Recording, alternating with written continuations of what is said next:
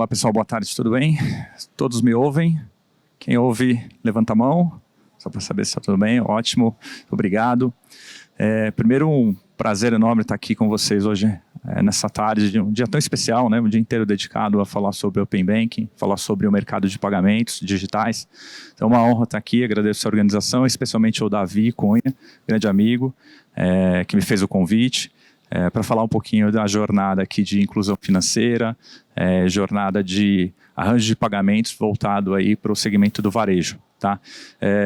Qual a ideia? Né? Muitos de vocês já devem ser do mercado, muitos de vocês já devem conhecer bastante aí sobre o mercado de pagamentos. A ideia aqui é falar um pouquinho sobre o histórico, né? Da jornada de pagamento do cliente e trazer um caso do Bank. Né? Vou explicar um pouquinho o que é o Bank, falar um pouquinho sobre a minha carreira. Eu sou advogado, estou no mercado de pagamentos aí desde do início de 2016, quando o mercado de fintechs aí começou com uma onda maior. Né? Então, aqui do meu lado está o grande amigo Jean, que está muito tempo mais nesse mercado do que eu, conhece muito mais do que eu. É uma pena a gente estar dividindo um palco com ele, porque é sempre muito bom ouvir o Jean. Então, eu estou há pouco tempo, mas vocês sabem que as mudanças desse mercado ela é muito grande e faz com que o que acontecia lá em janeiro de 2016 para o que acontece agora, final de 2019, início de 2020, a gente já está falando aqui sobre pagamento instantâneo e Open Bank, esse mercado mudou bastante. Né? Então, a ideia aqui é trazer para vocês um pouco da visão do que o Bank está trazendo aí para o mercado, em termos de inclusão e acessibilidade de serviço financeiro para as pessoas, hoje no Brasil. Essa é uma tendência mundial e poder, obviamente, compartilhar aqui um conhecimento com essa audiência.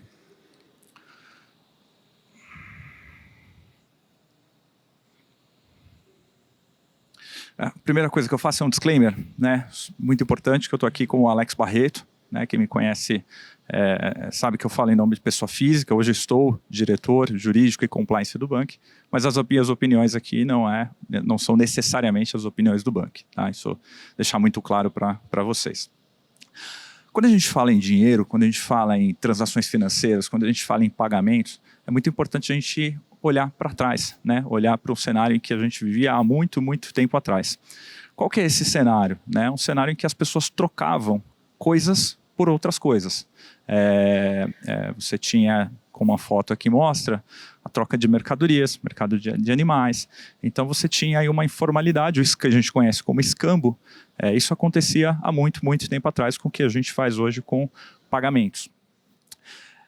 Com o passar do tempo, obviamente, que isso foi se tornando inviável, né? Trocar coisas por coisas, ou objeto por objeto, isso não se tornou mais viável. Foi então que teve-se a ideia de que os pagamentos fossem realizados por meio de pedras preciosas, por meio de metais. Isso foi, ao longo dos anos, se concretizando, até que surgiram um problema que a gente vive até hoje, né? Os piratas, roubo, furto, segurança.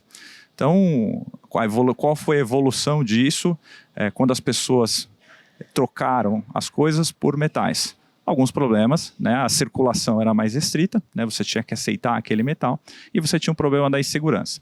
Foi então que esboçou-se o primeiro ensaio de o que a gente tem de um título de crédito, né? E de um banco também, que fazia a custódia desse título de crédito. Era um papel, que esse papel tinha uma representação, era uma cártula que ele tinha uma representação financeira, uma representação pecuniária. Dali se deu o início do que a gente vê hoje de custódia, de fidúcia, né, bancária. O problema disso era a circulação novamente, foi então aí que evoluiu-se para o primeiro esboço de papel moeda. Né? Trago aqui para vocês a história de quando surgiu o papel moeda. Ela é controvertida, né? Não se sabe exatamente em que ano, pelo menos as fontes em que eu venho estudando ao longo desses anos, mas trago aqui um ensaio do que seria o papel moeda, que surgiu aí como a evolução de trazer mais facilidade, agilidade e aceitação na hora de fazer pagamentos. A história do cartão surgiu muitos anos depois, obviamente, do surgimento do papel moeda, com esse senhor aqui. Esse senhor é um executivo lá de Nova York, que, um caso fatídico, alguns aqui devem conhecer. Um dia de fatídico foi no restaurante e esqueceu a carteira, né? E falou, poxa, como que eu vou pagar meu almoço? Ele pagou o almoço com um cartão de visita, né? Entregou o cartão de visita e consumiu o que a gente chama de fiado, né? Pois bem, deu-se ali o início ao que a gente conhece hoje de cartão de crédito. Você, com a sua marca, com a sua confiança, no caso aqui do nome, ele, um grande executivo, conhecido lá nos restaurantes de Nova York, falou, eu vou pagar quando eu voltar. Ele se reuniu com alguns outros executivos, criaram lá o Clube Diners, né? Qual a evolução do cartão de crédito, né? Do clube ali de executivos, um clube quase privado? São as bandeiras, né? As bandeiras surgiram como associações sem fins lucrativos, como uma espécie de clube, né? Algo parecido com o que funciona hoje. As bandeiras, os arranjos, os instituidores de arranjo de pagamento, eles nada mais são do que grandes clubes que têm aí no seu estatuto social as regras de convivência para os seus participantes, sejam eles credenciadores, emissores, subcredenciadores. Então, deu-se início aí ao surgimento do cartão de crédito, fomentou o surgimento dessas associações. A gente tinha duas grandes associações, que a gente conhece hoje como Mastercard e Visa, que acabaram se fundindo em sociedades anônimas e depois abriram capital. Quais eram as dificuldades, né, do surgimento do cartão de crédito a essa altura? Também eram as fraudes. E não só as fraudes, mas o tempo de autorização. Então imagine só, a autorização muitas vezes era feita por telefone. Então o estabelecimento comercial recebia um portador que fazia uma transação e o estabelecimento comercial tinha que ligar no adquirente pelo telefone para o adquirente confirmar via telefone se o emissor do cartão, se tinha saldo positivo ou não na conta daquele portador. Então tinha o desafio grande da tecnologia e da velocidade, que é o que a gente tem hoje em milissegundos, né? Você tem uma transação sendo aprovada, para também uma questão de fraude. Então, putz, eu vou fazer um cartão com essa dificuldade de velocidade na aprovação e na verificação de saldo ou crédito do cartão de crédito, criou-se um espaço para fraude e as bandeiras, obviamente, aí suportaram, e os bancos principalmente, suportaram grandes prejuízos ao longo dos anos. Aqui no Brasil, aí na década de 80, como que a gente vivia, né? A gente tinha um duopólio de duas bandeiras e dois adquirentes, numa situação de conforto, uma situação de tranquilidade. Enquanto vivia-se já no mercado mundial, especialmente nos Estados Unidos e na Europa, uma certa competição. Aqui nos Estados Unidos, aqui no Brasil, a gente ainda estava a passos lentos, entendendo o que era competição nesse mercado de pagamento. Até que, como vocês conhecem, o duopólio ele finalizou aí no início em 2010, que surgiu a oportunidade que a gente tem hoje de estar aqui nesse evento conversando sobre pagamentos. Mas qual foi o grande fomentador, né, desse desenvolvimento? Qual foi o grande fomentador? E eu entendo que não foi somente abrir o mercado, não foi somente lá 12865 estipular e determinar quais seriam os parâmetros para as empresas instituírem os seus arranjos de pagamento. A gente teve um fator muito interessante, que foi o celular, né? Muitos de vocês aqui devem pensar, falar, poxa, eu já tive um desse, né? Eu tive alguns aqui, e a forma como que a gente se relaciona hoje com o telefone celular, a forma que a gente se relaciona com os bancos, ela se deve muito, obviamente, à forma com que os celulares, com que a tecnologia nos traz. E aqui no Brasil, esse fenômeno foi incrível, né? Então você tem aí 230 milhões de smartphones em uso, né? Então tem mais telefone do que gente, né? Até porque muitas pessoas têm mais do que um telefone celular.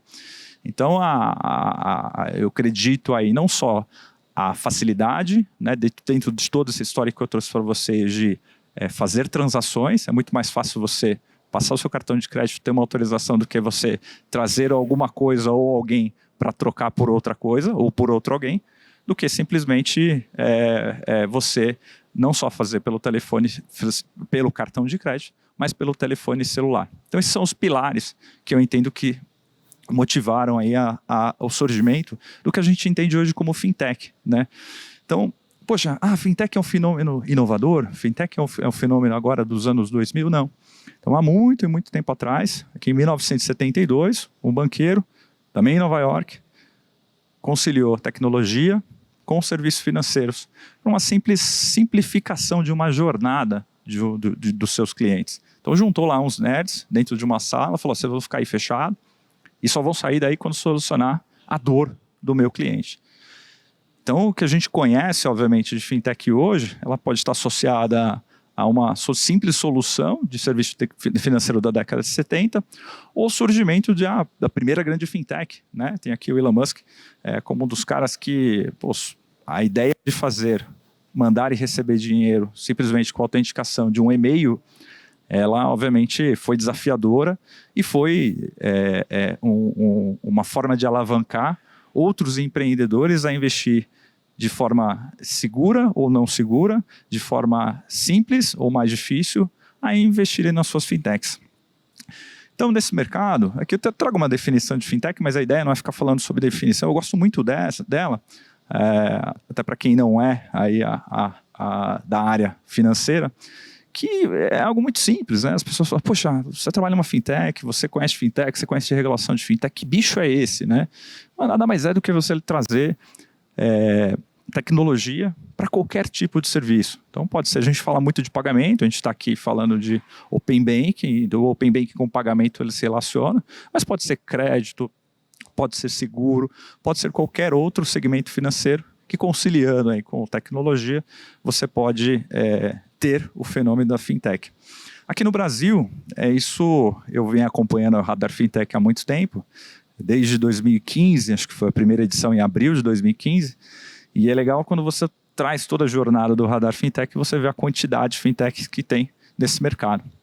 E aí eu fico, toda vez que sai, eu sou lá um dos primeiros a consultar, e fico olhando um a um desses players aqui, né? Na minha opinião, há alguns enquadramentos incorretos, né? Eu sou um cara que tem no meu celular um boxzinho só de fintechs, eu baixo todos os aplicativos, todos não, né? Mas a grande maioria de que é de meu interesse, faço o cadastro, faço o cash-in, faço pagamentos, para testar, conhecer, né? Além de trabalhar nesse mercado, além de gostar de regulação, eu sou um usuário e um entusiasta de tecnologia. Mas aí, olhando para essa quantidade de fintechs, a gente vai pensar, poxa, será que eu não vi esse filme antes? Será que aqui não temos um fenômeno das paletas mexicanas? Né? Quem nunca, né? Viu aqui? Quem nunca viu o fenômeno das paletas mexicanas? Esses dias eu estava procurando com a minha esposa, eu falei, poxa, onde tem uma paleta mexicana? E ele não acha, né? Então a provocação que eu trago aqui para vocês, até um parênteses, né, da onde eu vou chegar será que estamos criando no Brasil para as fintechs, né, já que é tão fácil de criar, já que fintech não é um bicho desbravador, já que fintech é algo que dois jovens simples, né, um CTO e um cara de negócio, ele pode montar o negócio dele e dizer, hoje eu criei minha fintech. Será que não estamos criando paletas mexicanas? Porque lidar com dinheiro de outras pessoas, ter o poder da fidúcia, não é para qualquer um, né? Então, ontem a gente teve a perda de uma figura, um ícone aí do mercado financeiro, Dr. Lázaro Brandão. Eu trabalhei no Bradesco, e assim, para ser um Bradesco, com todos os defeitos que a gente conhece, com todas as reservas que a gente pode ter, não é qualquer um que é um Bradesco, não é qualquer um que é um Santander, não é qualquer um que é o Itaú. Né? Então eu falo isso por ter trabalhado em banco, por trabalhar em fintech e saber da responsabilidade que é de lidar com dinheiro, com garantia de terceiros. Né? Então eu faço aí só uma provocação paralela para vocês, um pouco off-topic aqui da palestra, para quem está pensando em empreender, pense muito bem, né? Porque quem está aprendendo a empreender em fintech, obviamente, é porque a regulação ela é mais simplificada em alguns aspectos, mas tem o ônus da regulação, ele é grande, e a responsabilidade é na pessoa física, né? Mas legal, então, poxa, Alex, bacana, chegamos aqui ao momento em que você me disse qual é o histórico, como essas pessoas se relacionam com o dinheiro e com as formas de pagamentos ao longo desses últimos anos, e você fez uma crítica ao sistema que a gente está vivendo hoje, a proliferação de fintechs. Mas será que tudo isso resolveu um problema que a gente tem no Brasil, de a quantidade de pessoas, né, que não têm acesso a serviços financeiros, a quantidade de pessoas que talvez ela tem acesso, mas não querem, porque abrir uma conta em um banco ela é muito complicada, abrir uma conta em banco é algo que eu tenho que passar na roleta da porta giratória e o guarda pode me barrar, e a gente teve casos recentes em que o guarda atirou no cliente e o cliente morreu, né? Então, poxa, será que essa é uma realidade do Brasil? E aí eu trago uma curiosidade para vocês de trabalhar, né? Eu vou falar um pouquinho, mas trabalhar com sistema financeiro voltado para a classe C, D e E, né? É uma realidade que a gente não conhece. A gente acha que conhece, mas não conhece. E lá no banco, os clientes das classes C, D e E são os nossos principais clientes, né? E a gente são os nossos principais targets, e a gente está descobrindo como é isso. Então, quem me diz que conhece o Brasil, quem me diz que conhece como funciona o sistema financeiro para essa classe, eu vou duvidar duas vezes.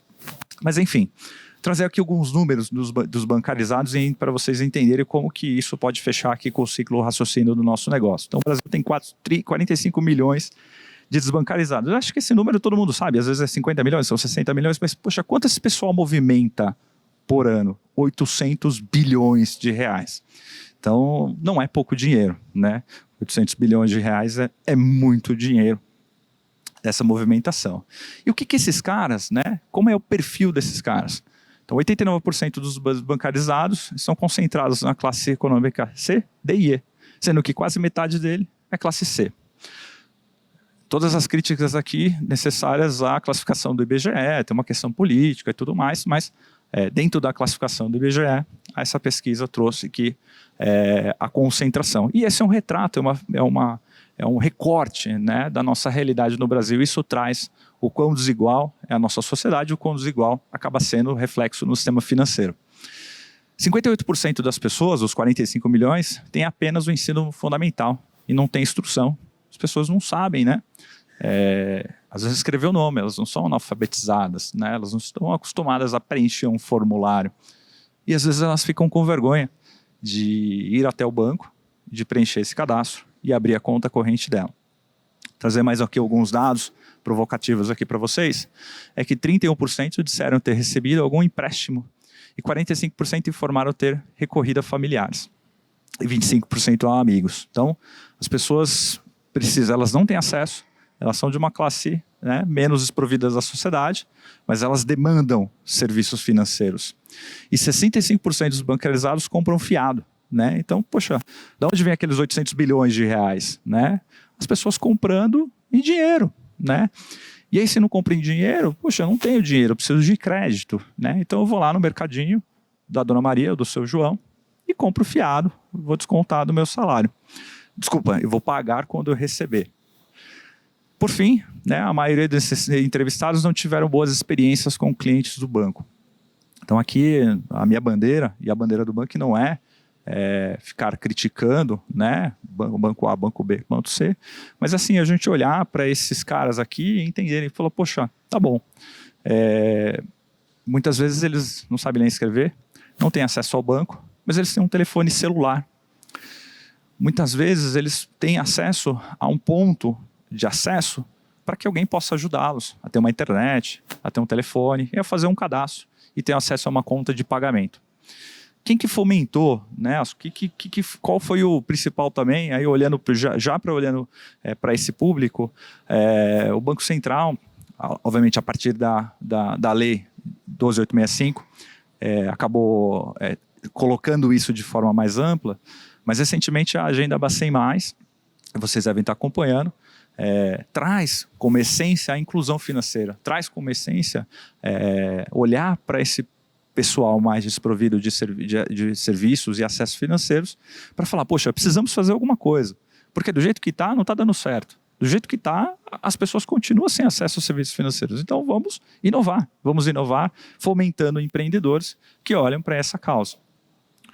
E quando eu falo em Lei 12.865, eu estou falando lá de arranjo de pagamento, em que a gente tinha um sistema de maquininhas de cartão, e às vezes algumas pessoas não tinham nem acesso ao cartão. Se ela não tem conta em banco, ela não tem cartão. Se ela não tem crédito, está negativado, não tem cartão de crédito. Para um sistema em que você consegue... aqui eu fiz um esboço do sistema de pagamento, desculpa, eu não, né? Esse slide não é meu, esse slide é do Pinheiro Neto Advogados, em que, com o advento da lei, você consegue incluir, primeiro, mais players nesse mercado, tanto de aceitação quanto de emissão. Na aceitação aqui eu incluo subcredenciadores, que foi aí um grande instrumento de você dar acesso ao MEI, que não tinha como comprovar onde ele mora, porque aquele MEI, de repente, era um pipoqueiro, que ele mora na favela ele não tem endereço, ele não tem endereço, ele não tinha acesso a credenciador, porque o credenciador só dava para o estabelecimento comercial que soubesse onde ele morava.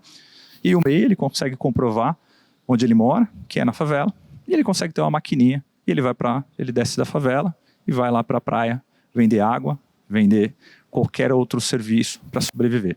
Então, a Lei 2865 foi um dos grandes impulsionadores e criou esse sistema de pagamentos que a gente conhece hoje e trouxe uma certa segurança para o mercado, né? Inclusive em relação aos subcredenciadores, o Bacen está bastante preocupado com isso.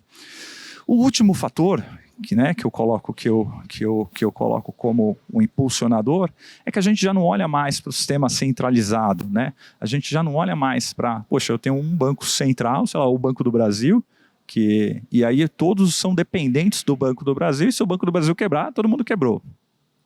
A gente hoje já está num sistema descentralizado, não tão descentralizado como a gente gostaria, né? Mas a gente tem aqui a possibilidade de criar outros bancos do Brasil.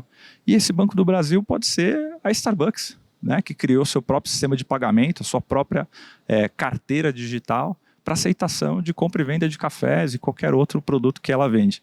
Então você já tem outros players no mercado, a partir das inovações, a partir da Agenda Bacen+, a partir da lei de arranjo de pagamento, que você pode ter acesso a serviços de pagamentos de forma descentralizada. E aí, obviamente, é o sonho de quem é entusiasta aí da rede de blockchain, quem é entusiasta da descentralização de pagamentos, não só no Brasil, mas também para você fazer empréstimos peer-to-peer, para você fazer remessas internacionais, a rede distribuída, né? Que grandes empresas de tecnologia têm investido nisso, a IBM é uma delas, para que aquele sistema de concentração ele passe a um sistema distribuído sem intermediários. Então esses três fatores foram fundamentais, estão sendo fundamentais para a gente chegar à democratização de que o varejo virou banco. Então, voltando aqui, eu vou trazendo o Case Bank. Em 11 de setembro de 2018, a Airfox, né, que é a empresa que eu trabalho, uma startup americana, fundada em Boston, por um brasileiro, assinou o contrato com a Via Varejo, no qual as Casas Bahia teria sua conta digital, né, para oferecer para os clientes, que são targets das Casas Bahia. Quem são clientes da Casas Bahia aqui? Clientes a classe C, D e E, né, na sua grande maioria, aquela classe que o Samuel Klein ele idealizou de oferecer produtos do varejo, especialmente na linha branca, linha marrom, para facilitar que essa pessoa tivesse o carnezinho dela e tivesse acesso à sua geladeira, ao seu fogão, à sua batedeira. Então, independentemente do que o varejo necessitava naquele momento, ele foi um cara que falou, poxa, se a gente não der crédito, se a gente não der acesso à forma de pagamento dessas pessoas, não vai vender. Obviamente, ele pensou do ponto de vista de negócio. Mas quando ele criou a Casas Bahia, não foi só no negócio, foi de criar um varejo e que desse acesso a essas pessoas também, o varejo popular. Então aqui saíram algumas notícias, isso do ano passado, que vocês devem estar acompanhando no mercado. A gente fez um soft launch agora em setembro e o rollout nacional está programado agora para o mês de novembro. Todas essas informações são públicas. Tá? E esse é o nosso aplicativo com o cartão, por enquanto o cartão pré-pago. Tá? Então você parte de um sistema em que as pessoas trocavam coisas para uma evolução de duopólio, e você passa hoje a empoderar não só o varejo, como qualquer rede de varejo, ela pode se tornar um banco, como essa rede de varejo ela pode democratizar e oferecer serviço financeiro para os seus clientes. Aqui é um pouco do fato relevante de quando a parceria foi fechada. E qual é o grande desafio das paletas mexicanas que eu mencionei ali? Poxa, toda grande fintech, ela quando nasce, ela primeiro tem que ter tecnologia. Então muitas compram tecnologia do mercado e às vezes acaba não dando certo. Então tecnologia é algo essencial. Legal, eu tenho lá um CTO, eu tenho meu time de engenharia, eu tenho meu time de produtos muito bom. Só que bacana, eu tenho uma marca bacana, eu tenho uma estratégia bacana, só que eu não tenho cliente. E como que você faz? Qual a grande competição dos bancos versus qualquer outro player do mercado? Tudo bem, o mundo é digital, só que o Banco do Brasil está presente em quase todas as capitais do Brasil, né? O Banco Bradesco também. Desculpa, quase capitais não, né? Então, o Banco do Brasil e o Bradesco estão presentes em todos os estados do país e em grande maioria das cidades. Você ter a capilaridade é um grande diferencial competitivo. Então, a Casas Bahia e outros varejistas viram que havia varejo e que, poxa, se eu tenho canal de distribuição, se eu tenho capilaridade, por que eu não posso ter tecnologia para oferecer serviços financeiros para os meus clientes? A base de clientes eu já tenho. Eu já tenho um impacto grande no PIB. Eu já impacto 60%, 68% da população. Por que eu não posso criar o meu banco? Por que eu não posso dar acesso a serviço financeiro para os meus clientes? E foi aí que desenhou-se uma jornada de oferecimento de crédito, que ela pode ser online e ela pode ser offline, aproveitando essa capilaridade, aproveitando, obviamente, toda a base de clientes que a Via Varejo tem no Brasil. Poxa, tá bom, Alex, mas o que isso tem a ver com o que a gente está falando aqui com o Open Bank Day? E não sei se todos perceberam isso.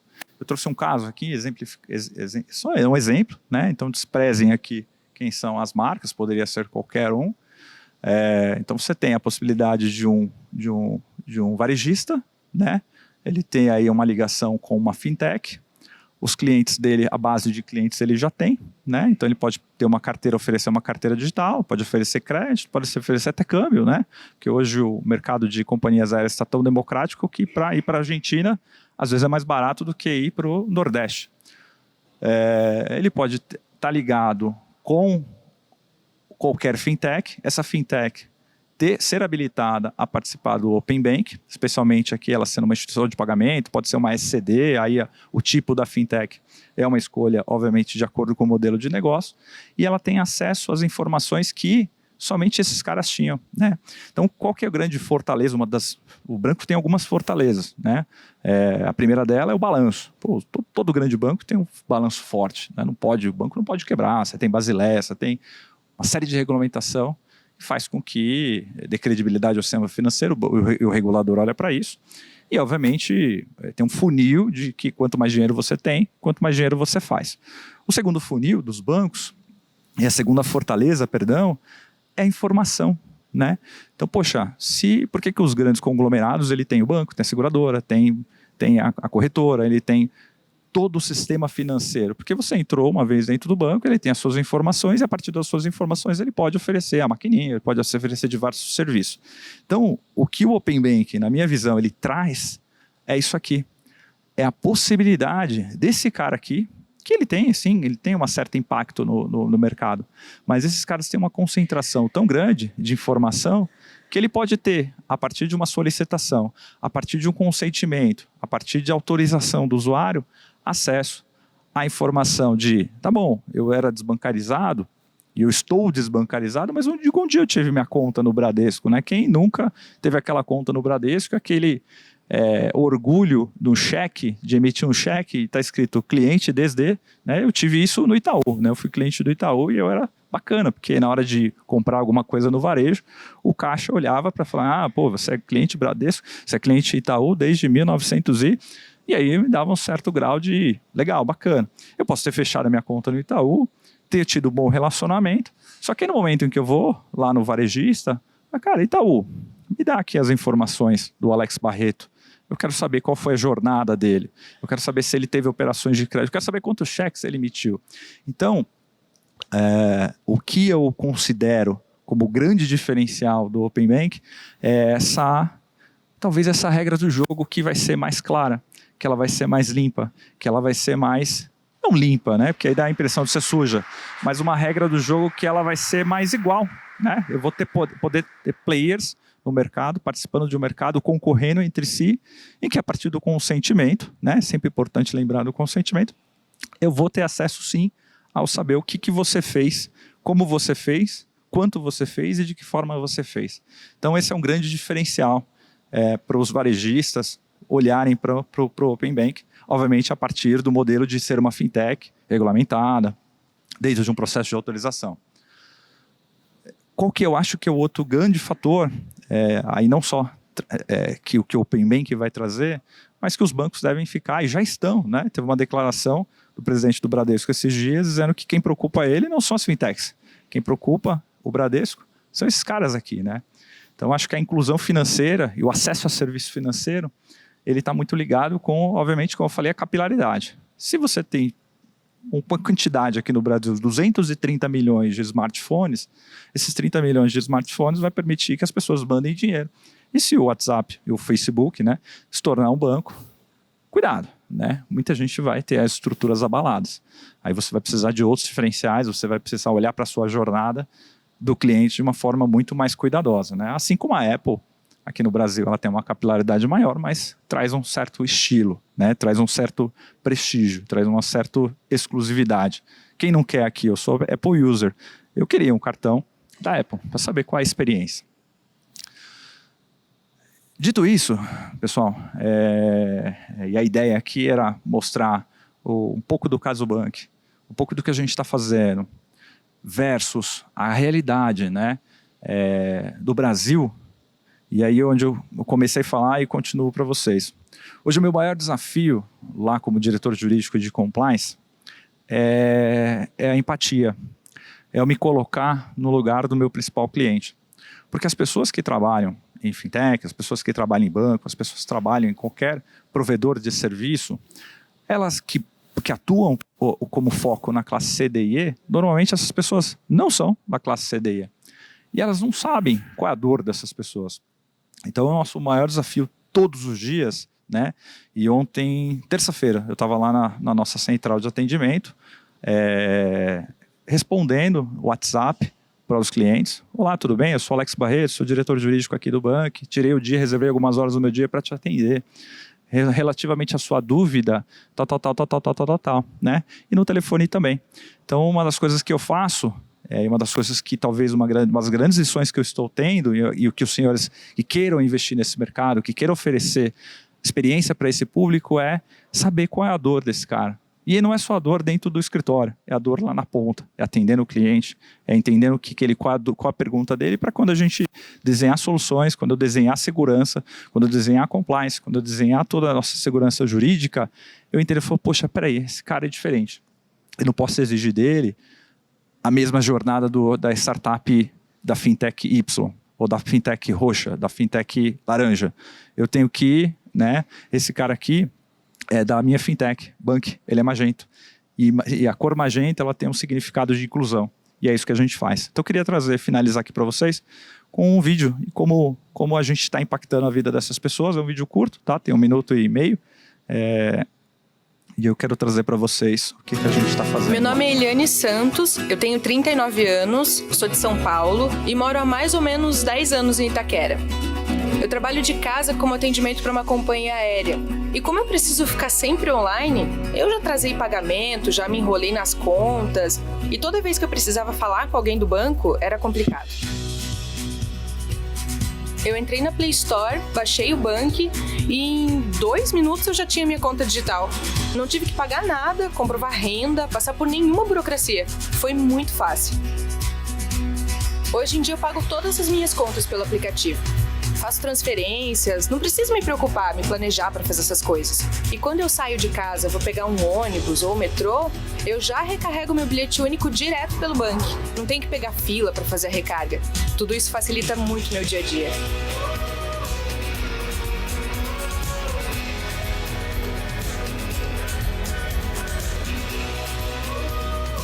Eu nunca gostei gostei de andar com muito dinheiro na carteira.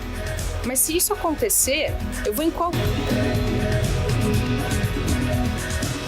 Então esse é um pouquinho do que a gente faz, um pouquinho do que a gente pensa, um pouquinho do que a gente acredita, de como impactar a vida das pessoas, como trazer serviços financeiros para pessoas da classe C, D e E, que é o nosso grande mote, é o nosso grande diferencial.